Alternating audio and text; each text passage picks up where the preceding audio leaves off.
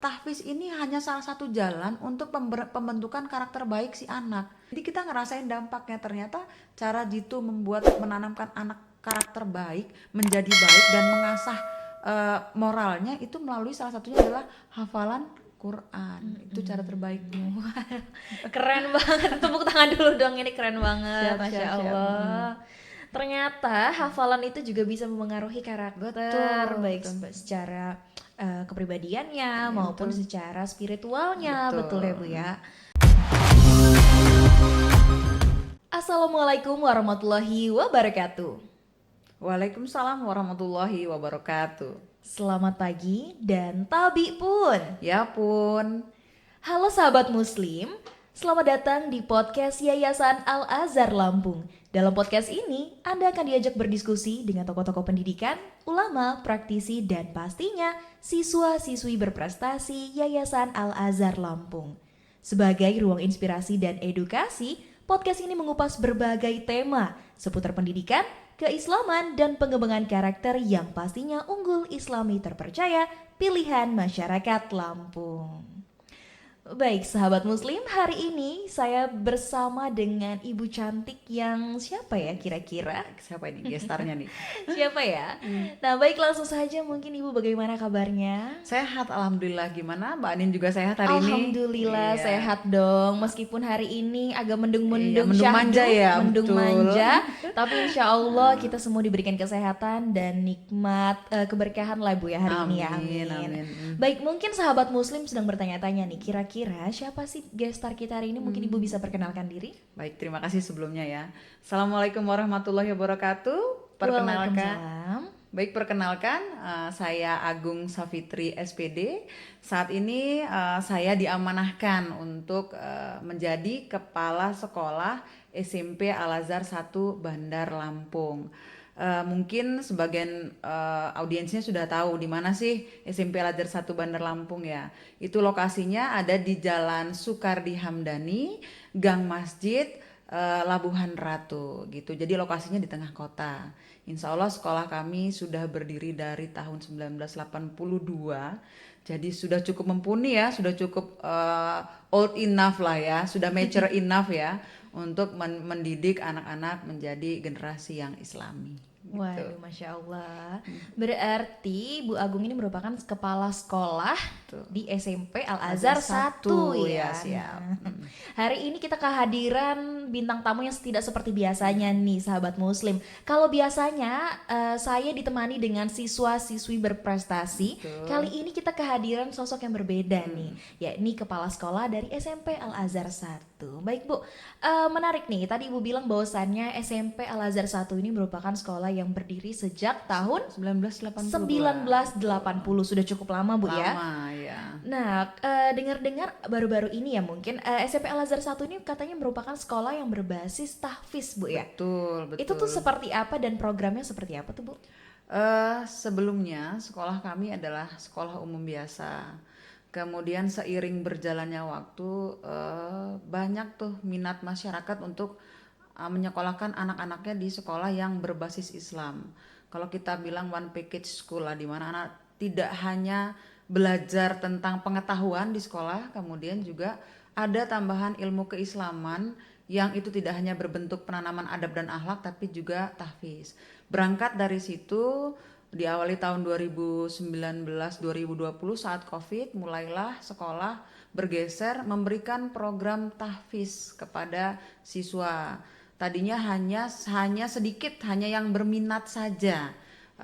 Asumsinya hanya anak-anak yang siap menghafal, tapi kemudian 2 tahun, 3 tahun dan sampai tahun sekarang benar-benar ditawarkan bahwasanya untuk orang tua yang ingin anaknya sekolah tapi juga punya hafalan Al-Quran, maka kami buatkan sebuah program tahfiz Quran. Jadi sekolah berbasis tahfiz. Jadi setiap hari anak-anak itu diberi jam khusus untuk mulai dari belajar. Kalau awal itu namanya bin adzor atau dia ngaji ikro lah ya kalau kita umumnya. Kemudian kalau yang sudah siap hafalan itu sudah menghafal lanjutan.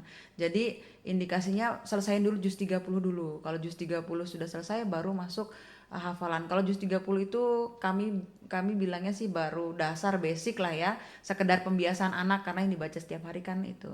Nah, setelah itu kami buat program khusus, yaitu setiap hari ada 2 jam pelajaran untuk anak-anak belajar ngaji dan juga setoran hafalan gitu. Wow, Masya Allah, berarti memang ini programnya itu belum terlampau lama ya Bu ya? Belum mungkin Iya. 4 tahun sudah fixnya ya, dengan trial dan error ya. Iya, Karena melaksanakan program atau mengincludekan pelajaran yang 2 jam satu hari, kemudian berarti 8 jam dalam 1 minggu itu butuh effort karena anaknya pulangnya lebih sore otomatis. Butuh komunikasi dengan orang tua, mau tidak sanggup tidak anaknya secara physically ya. Iya, benar. Kita kan nggak ini juga nggak hanya mengabaikan kondisi fisik ini anaknya, kita juga harus memperhitungkan gitu. betul. Karena tidak semua harapan yang kita buat itu bisa terlaksana dengan baik ya Bu ya. Melihat lagi dengan situasinya seperti apa dan kondisi anaknya seperti apa gitu. Berarti awal dari penjenamaan sekolah berbasis tahfiz ini merupakan hadir dari keresahan yang ada di masyarakat ya Bu ya. Betul, keresahan dan permintaan orang Iya, tua betul, seperti betul. itu ya. Karena tidak dapat dipungkiri bahwasannya dari mungkin bisa dikatakan dari sejak COVID Bu ya, Iya, itu betul. mulai hadir sekolah-sekolah berbasis IT Iya. yang memang tidak hanya mengajarkan secara akademik tapi juga menyuplai ya Bu ya Iya. kegiatan-kegiatan keagamaannya gitu. Mungkin betul. supaya anaknya tidak sepulang sekolah harus lanjut les Iya, lagi iya, atau betul, lanjut betul. ngaji lagi. Betul. Kenapa tidak all in one gitu ya? Menarik. Betul. Oke Bu, kalau gitu gimana sih Bu? Apa saja keunggulan dan daya tarik yang ditawarkan dari SMP Al Azhar 1 ini? Jadi kalau sudah pernah datang ke SMP Al Azhar 1, pasti kesan pertama adalah kok nyaman ya, karena jauh dari kebisingan, itu yang pertama. Kondisi sekolah yang nyaman membuat anak-anak belajar juga nyaman, itu yang awal sekali first impressionnya orang tua. Kemudian masuk yang berikutnya adalah program tahfiz. Ternyata yang disebut tadi all in one, nggak hanya pikirnya saja yang diasah, tapi juga karakternya, tapi juga moralnya. Moral ini kan banyak ya, dan salah satunya adalah pembelajaran Al-Quran itu salah satunya adalah penanaman moral. Jadi tidak hanya pikir yang diasah, tapi juga moralnya juga diasah melalui hafalan Al-Quran gitu. Jadi terus kemudian apalagi nih yang kurang? Ternyata orang tua juga berharap anak saya itu ya kalau bisa pengetahuannya oke, hafalannya iya, tapi secara skill non akademik, soft skill kita bilang ya, soft skill mereka itu juga terasah. Maka SMP Al Azhar 1 juga memberikan kepada anak-anak, yuk maunya apa? Kita anak-anak passionnya di mana? Kita bukakan ekskul yang itu bisa mensupport kemampuan siswa. Jadi contoh anak, mungkin tadi awalnya sekolah kami tidak punya solo song. Ternyata ada siswa yang voice-nya bagus Memiliki nih, ini, kegemaran di bidang betul. itu ya, Bu ya, Kami coba nih, bersuara. yuk kita belajar nyanyi, kita bukakan. Ternyata anak-anak kok di sini nggak pas. Jadi kami memfasilitasi apapun yang mereka butuhkan. Selama SDM di sekolah ada, kami fasilitasi. Kalaupun tidak ada, kami cari dari luar. Tujuan utamanya cuma satu, anak ini ketika di SMP Al Azhar 1, kalau dia akademiknya tidak bisa diasah terlalu tajam seperti yang lain, maka coba kita masukkan tahfiz. Tahfiznya kita tawarkan. Tahfiznya tidak bisa, maka kita soft skillnya kita asah. Bagus kalau tiga-tiganya bisa, karena nggak sedikit dari sekian anak itu tiga-tiganya masuk. Jadi orang tuanya feel amazed. Kenapa? Kok anak saya bisa ya, 3 di sana itu bisa semua. Dan itu ada, bukan nggak ada. Dia ranking iya, hafalannya bagus, dan dia berani tampil yang tadinya hanya anak pendiam. Nah, itu yang kita tawarkan kepada orang tua. Jadi bukan hanya sekedar tawaran hayalan ya ketika PPDB nih nanti anaknya seperti itu, kami benar-benar realisasikan bahwa kami tidak hanya menggunakan menggunakan tawaran-tawaran ini membuat orang masuk ke kami. Tapi kami pastikan Ada itu bukti memang nyatanya buktinya ya, terbukti. benar-benar. Kita terus-terusan komunikasi ke orang tua gitu. Iya, benar sekali. Karena kan kita tidak dapat pungkiri ya bahwasannya setiap anak itu pasti memiliki keunikan Ya, masing-masing betul ya. sekali, spesial. Setiap anak itu spesial dan setiap anak itu unik Betul, gitu. Karena memiliki kelebihan dan kekurangannya Betul, masing-masing gitu. Sehingga kita sebagai masyarakat, mungkin sebagai orang tua juga tidak bisa menjuruskan anaknya pada hanya satu bidang saja. Betul. Kan banyak ya orang-orang tua saat ini tuh lebih menekankan anaknya untuk les matematika atau les bahasa Inggrisnya yang harus ditekankan, tapi mengenyampingkan soft skillnya mungkin yang lainnya, sebenarnya betul. dikuasai oleh anak tersebut ya. Berarti SMP 1 justru mewadahi Iya, dan juga betul. memfasilitasi ya SMP Al Azhar 1 ya. Betul. Kami setiap anak itu yang saya sampaikan kepada guru, you are special, don't worry. Kami hanya butuh waktu kapan bisa menemukannya, dan untuk menemukannya trial dan error. Yuk kita Iya. masuk sini, kita masuk sini.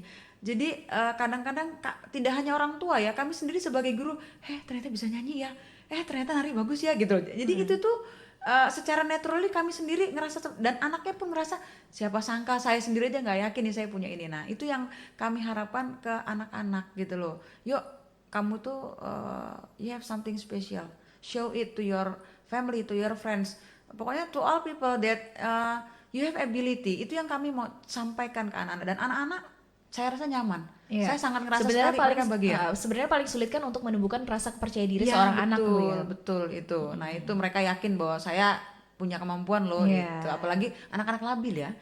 Kalau SMP itu kan agak labil. Temennya ikut ke kanan, temennya ikut ke kiri, Betul, betul, kiri betul, pokoknya. betul. Nanti ketika sudah perlahan bersadar diri, ternyata saya nggak di sini gitu ya. Jadi seringkali anak-anak itu datang ke kantor agak-agak lucu. konsultasi apa gimana, Bu? Jadi mereka cuma datang, Miss Agung boleh nggak pindah ekskul? Kenapa? Gini. Udah ngerasa gimana? Kayaknya enggak deh, Miss. Padahal awalnya diarahkan ke sana. menggebu-gebu sekali ya. Diarahkan tidak mau karena ada kawan-kawannya. Ketika pertengahan baru menyadari ternyata bener loh yang diomongin. Nah kan, dibilang apa kan ya. Tapi kami tetap nggak apa-apa selama anak itu enjoy. Kan intinya ekskul itu mengasah soft skill. Soft skill kan sesuatu yang mereka menikmati ketika melaksanakan. enjoy ya. Betul gitu. Berarti kalau dari gurunya sendiri itu memang ada pengarahan secara khusus gitu Bu untuk mengarahkan kamu sebaiknya ekskul futsal atau kamu sebaiknya ekskul karate gitu. Ada Jadi- pengarahan seperti itu atau tidak Bu? Kalau di awal tahun pelajaran, terutama kelas 7 itu kan ada minat bakat. Jadi di minat bakat itu anak-anak sementara disuruh checklist dulu apa yang jadi bayangan mereka lah ya. Suruh checklist dulu. Kemudian setelah itu disuruh milih ketika jadwal ekskulnya tidak clash, maka dipilih misalnya 3 ternyata waktunya berbarengan, maka coba pilihlah salah satu dulu. Saya minta gurunya, Bapak Ibu tanyakan kepada pembinanya gimana progresnya. Ketika dia masuk ke ekskul solo song, ada nggak progres ininya? Dia nyanyi gimana? Tanyakan jadi wali kelas itu wajib menanyakan progres, tidak hanya KBM, tidak hanya tahfiz, tapi progres dia di ekskul pun harus ditanyakan, dan itu salah satu bagian menjadi wali kelas. Jadi wali kelas itu punya satu administrasi yang saya bilang Bapak Ibu ini udah kayak reporter. Tiap hari pegang kamera, lihat sana lihat sini nih anak apa ya. Jadi harus cari tahu. Jadi bahannya Bapak Ibu di sekolah ini kenapa full time? Karena harus memonitoring anak ini ngapain, apa yang dikerjakan, hal baik, hal buruk, perkembangan itu masuk dalam catatan mereka. Jadi itu coret-coretan buku hariannya wali kelas, itu isinya siswa. Hari ini siswa ngapain, hari ini ditulis. Saya bilang jadi memang ada beban lebih ya di wali kelas. Tapi percayalah bahwa ternyata menemukan mutiara lah ya. Kalau ngelihat anak itu ternyata bisa, itu sesuatu yang nggak bisa dikatakan, tapi Iya, kita iya. bahagia karena si anak ngerasa guru saya tahu loh kalau saya bisa ini, bilang gitu ke Iya. wali. Artinya pihak guru pun tidak menutup mata, tidak menutup Betul, telinga ya betul, terkait wajib dengan potensi yang sebenarnya dimiliki oleh siswa gitu kan. Betul. Kan banyak sih di luar sana mungkin guru-guru yang mungkin terasanya acuh dengan siswa. Betul. Tapi tidak ya untuk di SMP Al Azhar 1 Insya ya. Allah karena kebetulan saya juga ini kelebihannya kepala sekolah, kerjanya monitoring ya, Oh iya. keliling-keliling. Nah dari Ikut situ memantau berarti ikut ya. memantau, karena saya memberikan tugas kepada wali kelas, tidak hanya guru, wali kelas untuk memantau, maka saya lah orang pertama yang harus paling tahu siswa saya. Iya. Jadi kalau saya bilang sama gurunya, awas kalau nggak tahu nama siswanya, apalagi nama panggilannya, saya bilang nama panggilan favoritnya awas ya. Jadi harus panggilan favorit, dia senangnya dipanggil apa itu yang pertama. Jadi garis bawahi dulu. Jadi dia senang dulu, oh guru saya manggil saya dengan nama saya terbaik, itu pertama. Yang kedua, kalau saya memaksa guru untuk hafal siswanya, maka saya lah orang yang pertama harus hafal. Kalau saya bilang sama gurunya, Bapak Ibu harus tahu perkembangan siswa, maka saya lah orang pertama yang harus tahu perkembangan siswa. Maka mungkin ketika nanti di masuk lingkup SMP Al Azhar 1, pasti kok bisa aku tahu ya? Saya bilang insya Allah telik sandi saya kalau bahasa zaman dulu, mata-mata saya banyak, padahal enggak, karena tiap hari kan datang paling pagi, pulang paling sore, jadi paling hafal tuh ketemu sama orang tua, ngobrol, akhirnya adalah sesuatu informasi. Itu yang saya sampaikan kepada kepada wali kelas, baik guru, pahami siswa. Nggak semua siswa itu bisa menunjukkan siapa dirinya di dalam kelas. Bisa jadi di luar kelas baru dia tampak. Bisa jadi pada saat kita bercanda duduk bersama dia baru tampak Iya, gitu. waduh menarik sekali. Berarti harus ada pendekatan lebih Iya, ya betul, antara wajib. guru dan juga Siswa, siswanya seperti betul. itu. Baru nanti beralih ke wali muridnya mungkin Iya, ya, betul. pendekatan lain lagi ya Iya, pastinya. betul. Nah, kalau gitu Bu, bagaimana sih proses pengajaran dan pembelajaran yang diterapkan sehingga diharapkannya kan dapat tercipta nih siswa yang unggul dan juga berakhlakul karimah. Itu gimana tuh? Untuk pembelajaran, saya yakin di semua sekolah, semua guru saat ini sedang masanya belajar tentang deep learning dan yang lain-lainnya. Maka tidak berbeda dengan sekolah lain, guru di sekolah kami pun harus update apa yang terjadi dan harus ngapain. Pertama, mereka tidak hanya harus belajar dari luar. Setelah dapat belajar dari luar, mereka coba aplikasikan di dalam kelas. Yang paling utama dan yang paling pertama, guru itu menemukan karakter dirinya. Saya ini tipikal guru yang seperti apa? Tegas, cheerful kah, joyful kah? Yang mana saya ini? Setelah dari situ maka adopsi metode-metode pembelajaran yang menyenangkan. Saya punya kelebihan karena saya ini kocak. Dalam setiap ngajar saya coba kasih jeda waktu agar anak-anak itu tertawa. Tidak perlu pakai ice breaking. Rata-rata guru kan pakai ice breaking. Kalau guru-guru yang kocak tidak perlu ice breaking. Lawakan dia saja sudah membuat anak-anak bahagia. Itu kelebihan Anda. Temukan metode-metode yang baik untuk mensupport kelebihan si guru tersebut. Setelah itu coba bikin suasana kelas yang menyenangkan. Contoh, tidak perlu moving class. Kalau dulu kita kenal moving class, kelasnya harus pindah supaya suasana baru. Nggak perlu moving class, cukup stay on the same class tapi dirubah suasananya. Mungkin kalau saya pelajarannya dengan berkelompok. Besok lagi kita bikin yuk kotak, besok lagi kita singkirin yuk meja kursinya, kita ngelesehan aja. Jadi anak itu minimal dari gerak tubuhnya yang dia diberi keleluasaan bergerak, anak itu merasa nyaman. Sampai tahap itu baru masuk Bapak Ibu masukkan metode-metode yang sudah disiapkan di perangkat seperti apa. Yang penting si anak sudah merasa, oh guru saya welcome, guru saya menyenangkan, suasana kelasnya asik, baru masuk pelajaran. Karena sebagus apapun metode yang didesain di RPP, kalau si anak belum merasa klik dengan gurunya, itu tidak akan ketemu. Jadi klikkan dulu apa yang saya mau dengan apa yang anak mau, baru mulai ngajar gitu sih. Sederhana sebenarnya. Di sekolah sederhana, yang penting Bapak Ibu tuh nyaman dulu di kelas, senang dulu ketemu sama mereka, baru nanti masuk ke pembelajarannya. Iya, Gitu. intinya harus update dan upgrade ya. Betul sekali. Ya. Iya, menarik. Karena gini, kemarin saya sempat bertemu dengan salah seorang siswa.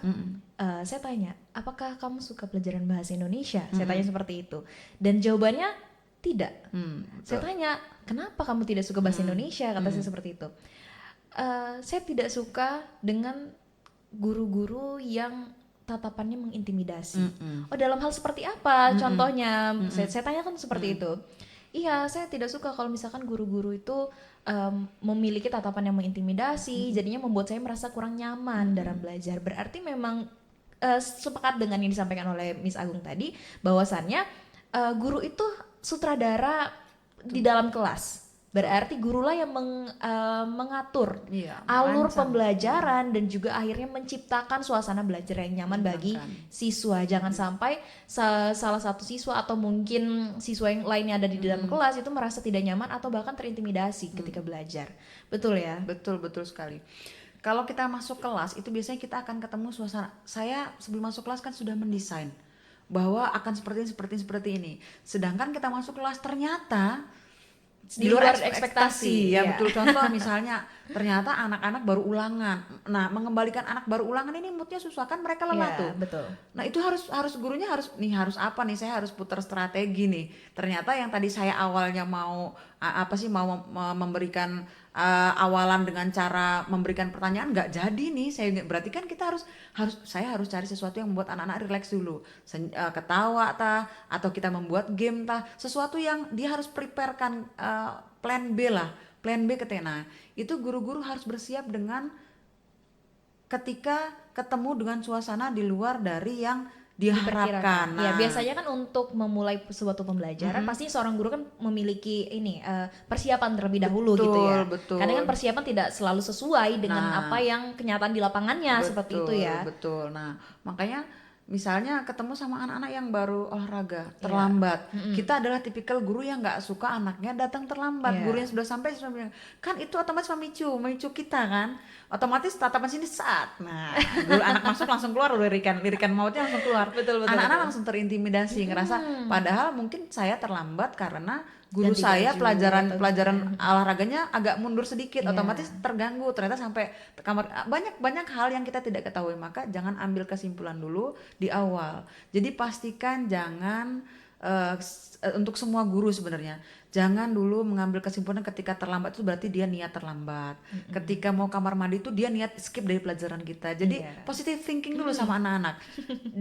Jangan di awal sudah membuat mereka ini udah nggak senang sama saya. Nah udah kalau seperti itu maka gagal pembelajaran selama 2 Iya, jam itu. betul. Dan cara pandang satu anak ke anak itu mempengaruhi anak yang lain. Iya. Ketika si anak yang satu tidak nyaman, dia duduk, dia pasang wajah gimana, temennya itu akan mempengaruhi gitu. Jadi Lingkungan pastikan belajar ya tuh harus dibikin betul, nyaman ya, Bu, ya, Jadi betul. jangan sampai gara-gara lirikan maut seorang guru sah seperti mengganggu Iya. dan membuat anak tidak nyaman. Dan biasanya guru marah dengan satu siswa itu yang Yang ikut merasakan bad vibe-nya itu semua. satu kelas. Nah, itu hati-hati. benar-benar. Guru-guru harus hati-hati itu. Jadi kalau mau marah pastikan di 5 menit terakhir. Oh iya. Ketika sudah jadi Inilah kita tips ngerem ya, ya, berarti betul. ya. Jadi kita ngerem kenapa 5 menit mau bel dan kita akan berbicara secukupnya karena hanya 5 menit jatah saya marah nih. Kasih tahu kamu salah ya, ada cukup seperti itu. Oke, kita balik lagi nih ke program-program yang ada di SMP Al Azhar 1, Bu ya. Kalau tadi kita mungkin udah bahas tentang SMP Al Azhar 1 yang dijenamakan merupakan sekolah berbasis tahfiz nih. Dengar-dengar ada program tasminya nih di SMP Betul, Al Azhar 1. Nah, itu programnya seperti apa sih dan sebenarnya apa tujuan dan harapan Ibu terhadap program ini? Tasmi itu kami adakan setiap bulan Desember. Kecuali untuk yang siswa baru mungkin tidak nunggu Desember. Kalau siswa baru di awal-awal baik Juli Agustus sudah ada yang tasmi karena kami tasmi ini sebenarnya untuk mengulang kembali hafalan yang setoran surat. Ya kalau juz 30 itu ada 27 surat, biasanya anak-anak itu setornya satu surat sampai ujung anaba yang belakang ketinggalan atau lupa. Iya. Nah, tasmi salah satunya adalah mengulang kembali hafalan yang sudah pernah disetor dalam sekali duduk. Jadi kalau juz 30 berarti 27-nya 27 surat itu berarti sekali duduk. Kemudian masuk ke juz 29 ada 8 surat, maka 8 surat itu ketika dia 5 juz, misalnya 26, 27, 28, 29, 30 berarti mengulang kembali dari juz 30. Intinya apa sih? Supaya mungkin. Jadi hafalan yang sudah terlewat mungkin setahun yang lalu itu tidak dilupakan. Jadi ketika ditanya hafal berapa juz? 5 juz, tapi yang dihafal 26 aja. 39, 20-nya lewat semua. Artinya itu tidak hafal. Itu bukan hafal 5 juz. Kamu tetap hafal 1 juz walaupun juznya 26. Iya. Nah, tasmi itu salah satu membuat anak-anak untuk mengulang kembali hafalannya. Jangan hanya mengejar banyak, tapi mengejar kualitasnya juga. Kualitas ini apa sih? Kualitas bacaannya iya, kualitas kemutkinannya iya, itu harus dibiasakan ke anak-anak. Nah, setiap Desember kami kumpulkan anak-anak yang sudah hafal 2 sampai dengan terakhir itu 6 juz. 2 sampai 6 juz kami bawa ke podcast Yayasan Al Azhar. Kemudian itu merupakan bukti otentik mungkin di suatu saat nanti ketika anak-anak ternyata saya pernah tasmi pernah nih tampil nih pernah 5 juz, itu salah satu bukti secara ininya ya, kenang-kenangannya. Tapi di sekolah itu dampaknya apa? Membuat motivasi yang lain. Jadi yang lain juga ternyata kalau hafal itu bukan satu ayat lupa atau satu surat lupa, tapi harus hafal semuanya. Yang kalau saya bilang hafal 3 juz ya 3 juz itu harus hafal semua, bukan yang di terakhir dihafal saja atau surat terakhir saja. Jadi itu fungsinya dari tasmi. Insya Allah sih jauh ini anak-anak kalau sudah lihat temannya tasmi, mungkin seperti hari ini kami mentasmikan yang siswa baru 3 orang juz 30. Nah, yang teman-teman lainnya kapan kami? Dia sudah tanya, bisa, yang penting sudah hafal dulu. Artinya memotivasi yang lain. Dan kakak kelasnya feel exciting. Iya dong, keren dong, gini besok ini ya. Jadi mereka saling memotivasi gitu. Berarti tasmi ini salah satu tujuannya untuk menjaga Ya hafalannya ya. betul Gitu. betul supaya mungkin lah kalau bahasa kita gitu benar-benar hafal. Iya, karena ada nih tipe anak-anak yang hari ini hafal, besok enggak. Nah itu Karena sistem kebut banyak itu semalam. ya betul Sistem betul kebut semalam betul sepertinya ya. betul. Oke, berarti dari SMP Al Azhar 1 sendiri pun memang mewadahi untuk menjaga hafalan dari siswa-siswinya ya, Betul, Masya betul. Allah. Oke, bagaimana sih proses pembinaan hafalan nih, biar siswa itu siap untuk tampil atau pede ketika tampil? Baik. Proses pembinaannya seperti apa, Bu? Kalau PD itu yang penting hafal pasti PD. Iya. Yang bikin nggak PD itu ketika tidak hafal. Jadi biasanya untuk kelas 8 dan kelas 9 kami itu memutus setoran hafalan di bulan Oktober. Jadi di bulan Oktober itu didata berapa siswa yang akan ikut tasmi di bulan Desember. Maka mulai bulan Oktober itu anak-anak tidak setoran hafalan baru. Hafalan yang sudah lewat diulang kembali. Dimantapkan kembali berarti. Oktober, November, Desember itu sekitar 8 sampai 10 minggu. 8 sampai 10 minggu itu kami bagi. Misal dia hafal 4 juz. 4 juz itu berarti 40 lembar. Kami bagi tuh, misalnya untuk sementara di minggu pertama yang disetorkan kepada Ustadz cukup 5 halaman. Nah, 5 halaman itu kan seperempat juz. Oke, seperempat juz. Dapat selesai satu juz, distorkan satu juz. Jadi terus diulang-ulang terus. Setiap hari dia diawali dengan seperempat juz. Nanti sudah hafal baru setengah juz. Jadi setiap datang 2 jam pelajaran dia setornya setengah juz. Seperti itu sampai nanti mendekati tasmi, dia minimal setiap hari harus setor 1 juz, 5 juz. Hari ini 1 juz, besok 1 juz, atau sehari harus 2 juz. Harus seperti itu gitu. Jadi sebenarnya anak-anak itu gini, mereka senang ngejar banyak, tapi kalau suruh mengulang itu effortnya lebih luar biasa. Paling males ya kalau suruh Dan ngulang ya. dramanya lebih hebat daripada Oh, ngapal iya. hafalan baru. Kalau ngapal hafalan baru mereka senang kenapa? Nambah hafalannya. Tapi kalau suruh mengulang kan nggak nambah, tapi effortnya lebih luar biasa. Jadi banyaklah dramanya. Lupa lagi loh ini segala macam. Nah disitulah kami harus komitmen dengan orang tua. Kami biasanya untuk anak-anak yang akan ditasmikan di bulan Desember, kami sampaikan ke orang tua. Satu, yang pertama ada kewajiban di rumah yang wajib hafalan. Harusnya sekian, kami sampaikan ke orang tua. Physically harus dijaga.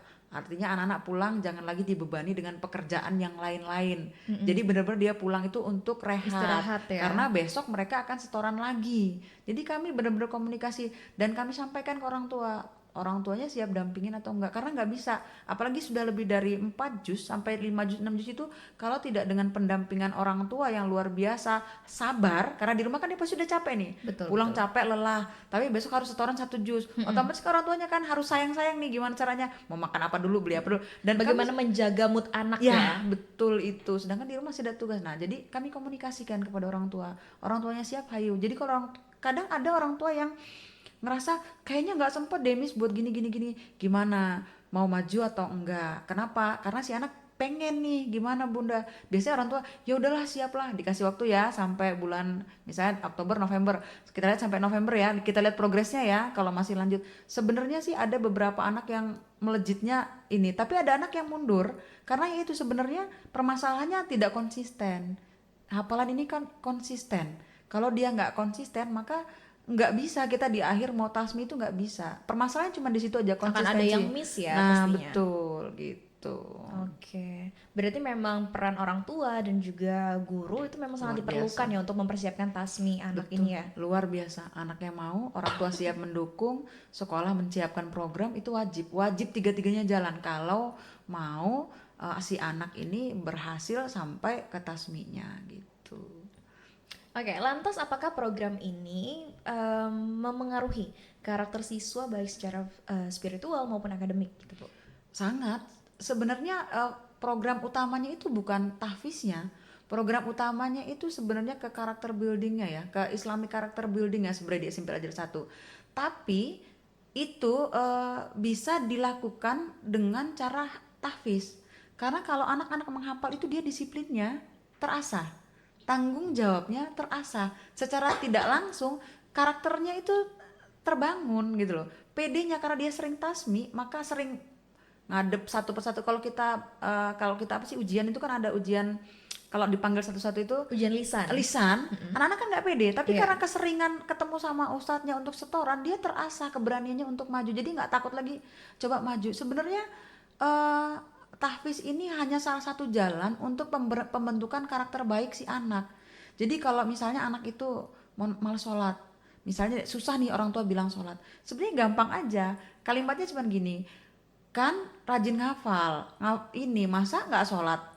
Dikatakan seperti itu mereka sudah malu. Saya punya hafalan lo 2 juz, masa iya sholat aja harus ditegur? Itu sudah jadi cambuk buat mereka sendiri, tanpa dikeluarkan kata-kata itu mereka sudah jadi cambuk.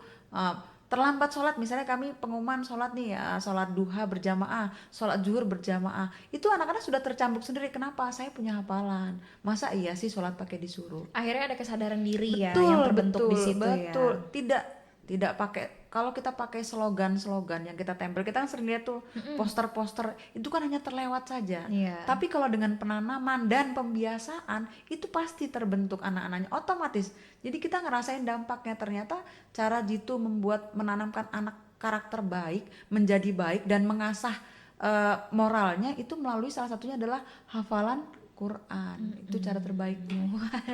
Keren banget, tepuk tangan dulu dong, ini keren banget. Siap, Masya siap, siap. Allah.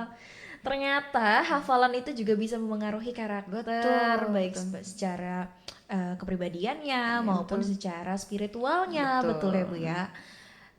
Menarik, ini strategi seperti apa nih yang dijaga oleh sekolah untuk menjaga semangat siswa agar konsisten dalam menghafal?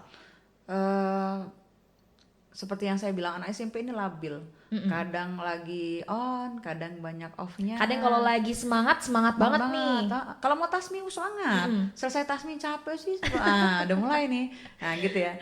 Nah, jadi untuk menjaga anak-anak agar tetap konsisten, sebenarnya kami membuat sebuah sistem di mana hafalan itu sudah ada laporannya, sehingga dimonitoring oleh banyak orang.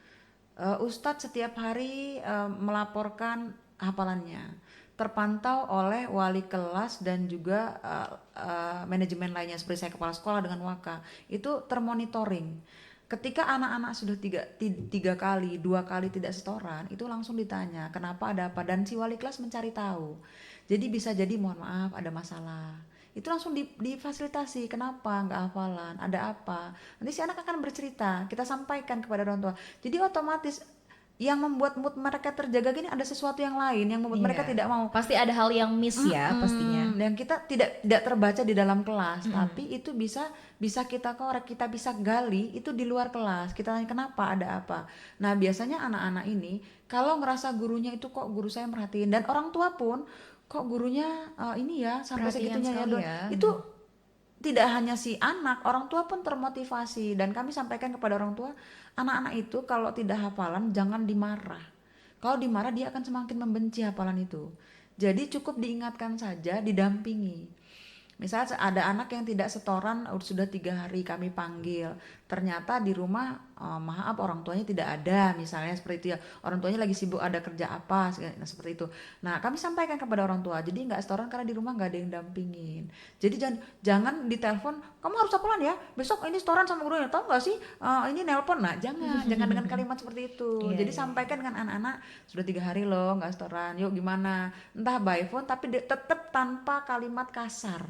Karena kalau dengan kata-kata kasar, bentakan dan perintah, dan itu berbentuk harus karena gurunya nanya, nah itu membuat mereka semakin membenci hafalan. Sedangkan kalau bisa kita menanam kepada mereka, saya ini menghafal karena saya suka, Iya. saya ini menghafal karena saya memang butuh, wajib saya tahu tentang Al-Quran. Jadi itu yang kami coba.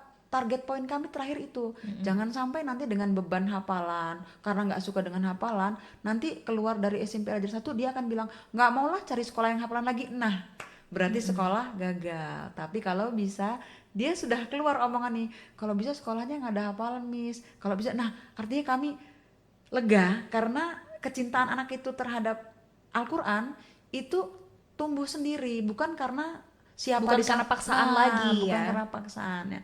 Makanya dengan begitu anak-anak bisa konsisten, karena pemantauannya itu tiap hari, karena nggak store itu udah langsung di share di grup.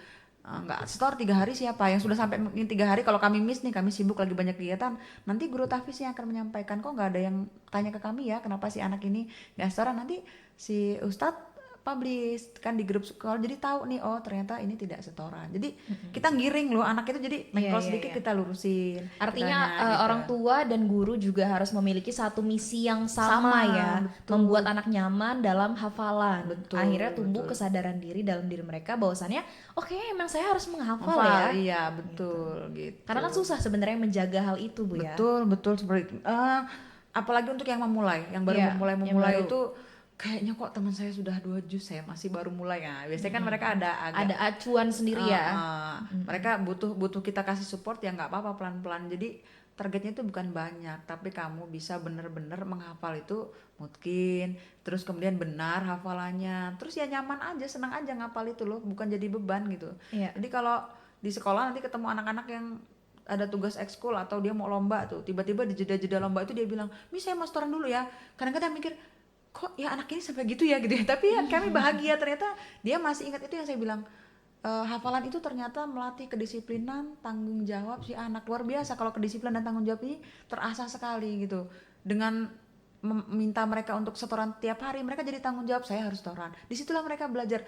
Lain dengan pelajaran ya, kalau ada PR itu banyak aja ngelesnya. Tapi kalau tahfiz biasanya kalau belum setoran, mereka tuh mau sampai siang, ustadznya juga dicari. Ustadz saya belum setoran, Tat, gitu dicari gitu. Saya ngerasa bersalah kenapa saya nggak hafalan gitu.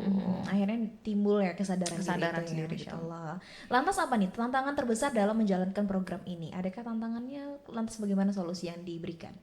Untuk tantangan sebenarnya menjaga konsistensi. Konsistensi ini tidak cuman siswanya, tapi kami manajemennya Gurunya ya, dalam gurunya, memantau dan dalam memantau. dan membantu ya. Betul, karena ini kan seperti detail loh. Kayaknya kita itu seperti memantau anak kita sendiri.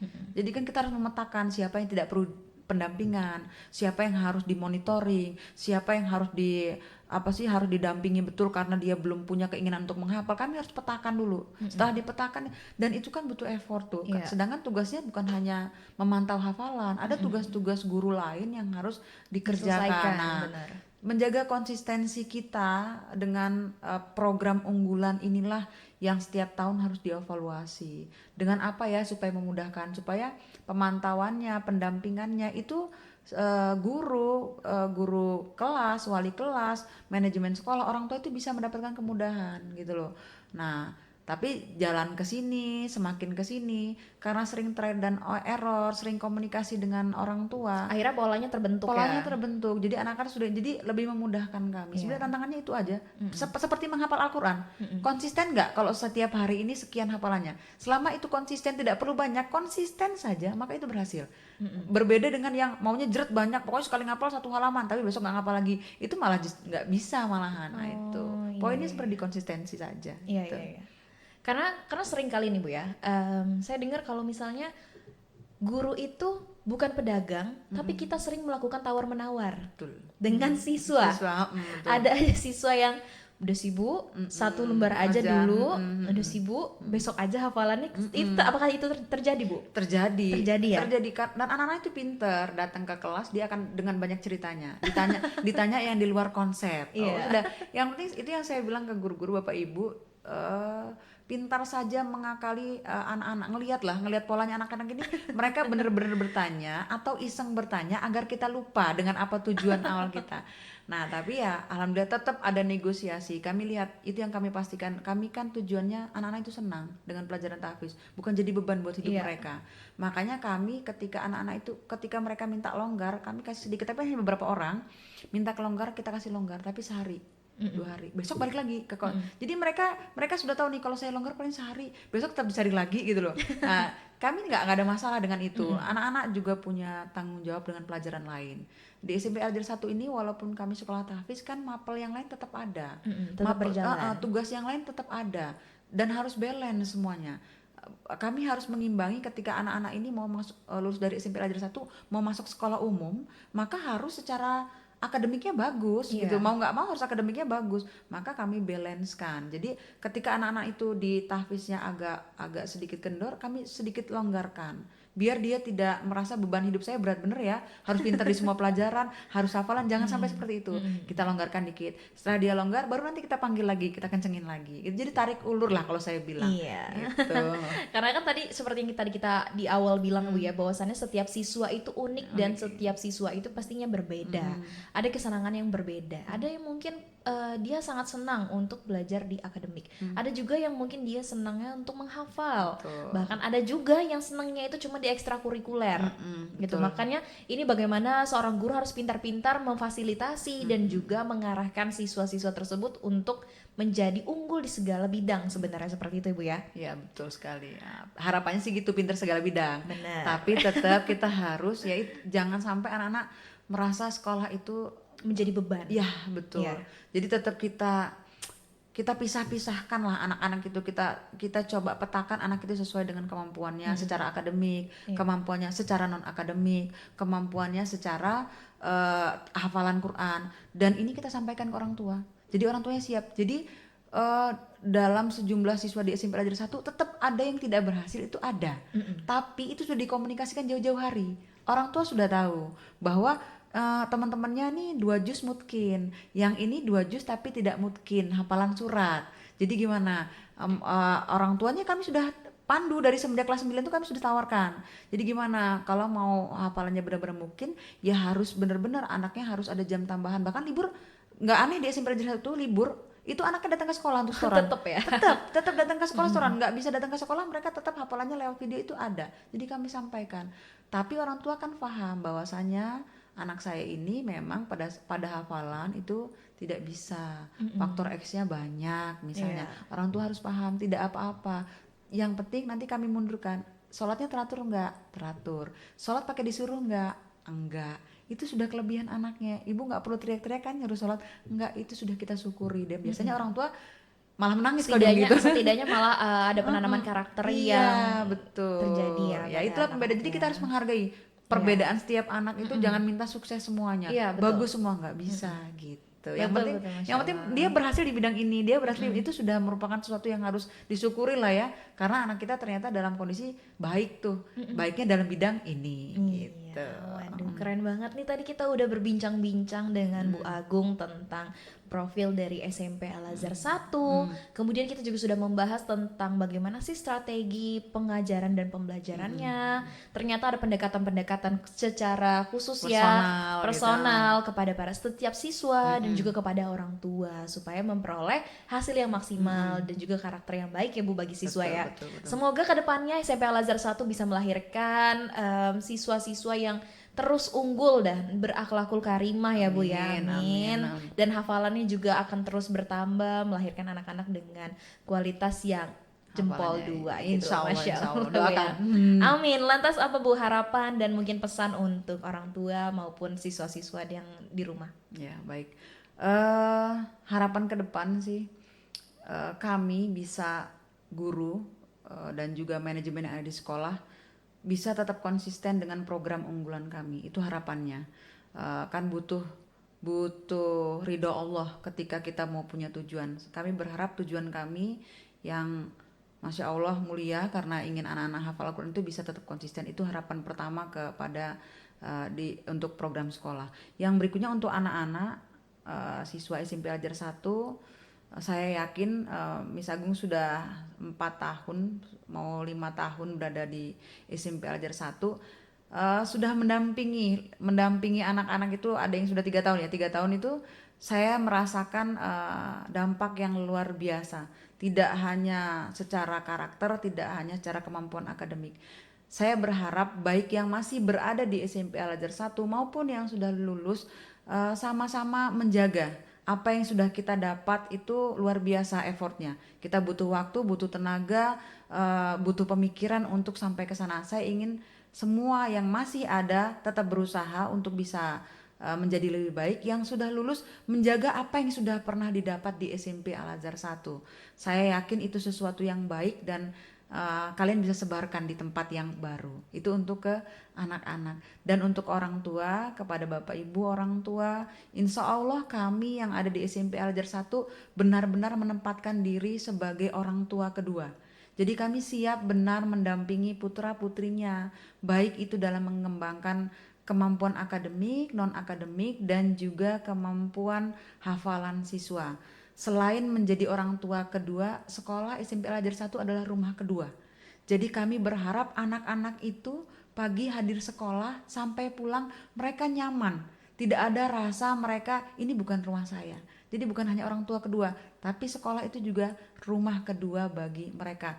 Tempat mereka berbagi ilmu, tempat mereka belajar, tempat mereka bermain, dan tempat mereka menempa karakternya menjadi orang-orang lebih baik. Insya Allah kami siap mendampingi.